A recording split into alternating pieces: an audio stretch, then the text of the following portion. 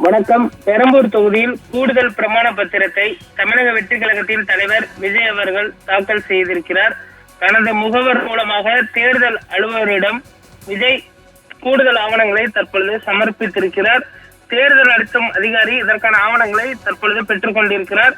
பெரம்பூர் தொகுதியில் கூடுதல் ஆவணங்களை தற்பொழுது விஜய் அவர்கள் தாக்கல் செய்திருப்பது குறிப்பிடத்தக்கது.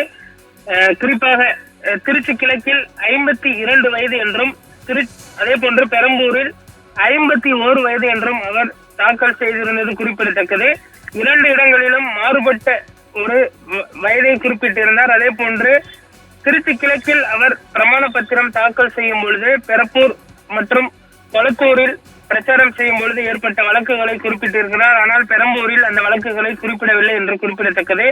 பெரம்பூர் தொகுதியில் கூடுதல் பிரமாண பத்திரங்களை தமிழக வெற்றி கழகத்தின் தலைவர் விஜய் அவர்கள் அவருடைய வழக்கறிஞர் மற்றும் அவருடைய வாக்குச்சாவடி பிரமுகர் மூலம் தாக்கல் செய்திருப்பதும் குறிப்பிடத்தக்கது. பெரம்பூர், திருச்சி கிழக்கில் ஆகிய தொகுதிகளில் தமிழக தலைவர் விஜய் சார்பில் கூடுதல் பிரமாண பத்திரங்கள் தாக்கல் செய்யப்பட்டுள்ளன.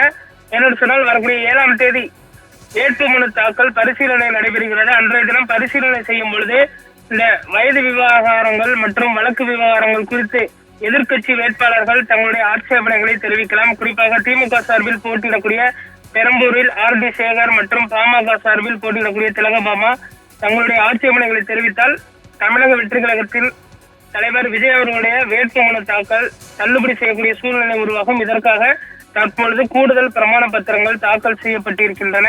வரக்கூடிய செவ்வாய்க்கிழமை வேட்புமனு குறித்து பார்த்தோம்னால் பரிசீலனை நடைபெற இருக்கிறது. அன்றைய தினம் இது போன்ற ஆவணங்கள் தெளிவாக பார்த்தோம்னால் ஆலோசிக்கப்பட இருக்கின்றன. அதற்கு பின்புதான் அந்த வேட்புமனு தாக்கல் பார்த்தோம்னால் ஏற்றுக்கொள்ளப்படும். ஒருவேளை தள்ளுபடி செய்யப்பட்டால் பெரம்பூரில் விஜய் போட்டியிட முடியாத ஒரு சூழல் ஏற்படும். இதற்காகத்தான் தற்பொழுது கூடுதல் ஆவணங்களை விஜய் தரப்பு தாக்கல் செய்திருக்கிறது.